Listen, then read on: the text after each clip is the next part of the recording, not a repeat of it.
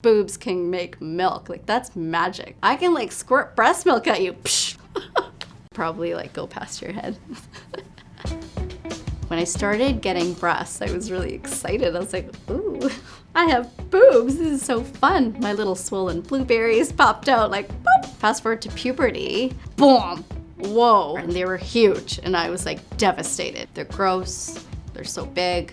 They're uncomfortable. Nothing fits me. I felt like I was always at the brunt of the jokes because of my breasts. You know, push Steph to the front of the line at the clubs because she'll just let her boobs talk.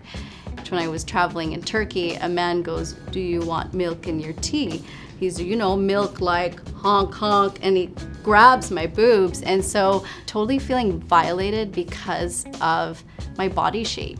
It took then me actually deciding to remove my breasts and get a breast reduction because it had caused so much physical back pain, but also emotional insecurity in who I was. Breastfeeding and motherhood totally transformed my relationship with my body, my breasts, and my self-esteem. Coming back to loving and embracing my boobs as one of the most magical things. This is my boo. This is Arya, the invincible one, she of the mountain, goddess of all goddesses, lioness. When I breastfeed in public, some people are like, yeah, and then some people are like, ooh, you should cover up. Normalize breastfeeding. Free the nipple. This is here to sustain life. It's a beautiful act. There's many reasons why women can't or don't breastfeed their children. It's really important for all of us to, rather than judge or shame each other or ourselves, to just really stand in knowing that we've done our best and just owning our journeys. How many bras do you own versus how many you wear? If I find one bra that fits okay, I'm gonna buy 100 of them. So I have millions of bras, but since I've been breastfeeding, I basically only wear 2 bras down to the ground. I need an update.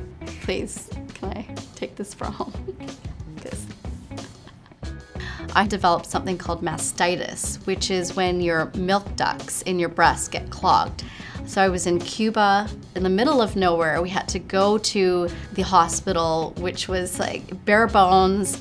And the nurse said, "We need to get you into surgery now." I said, "Do I need anesthesia?" She said, sí, anesthesia. And then the doctor said, "No necesito." I said, okay, no big deal. They're just gonna pop it like a balloon and drain it. Then they pull out an X-Acto knife, a 20-inch crater, and I was screaming. Now I know what it feels like to be stabbed in my boobs. That's so wild. It's wild. I look at my scars, I look at my stretch marks, I look at the incisions. They're a little bit saggy after breastfeeding, you know, they're pretty perky before, now they're just like, hey, hanging low. There's still moments where I'm like, hey, I wish I looked like a supermodel, but whatever, you know, maybe I am a supermodel. Blow the fat in my hair. I'm not high maintenance.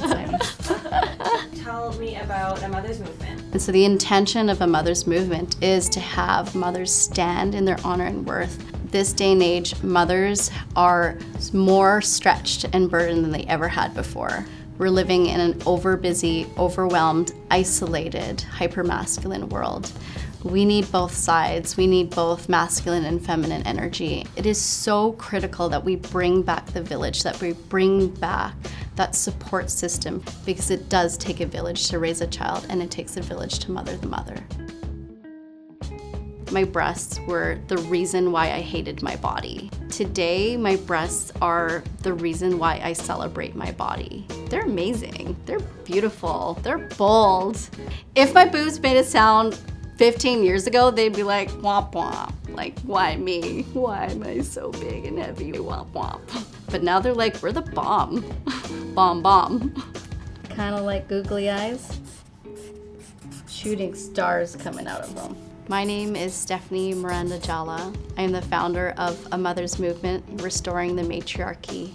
These are my boobs, and this is their truth.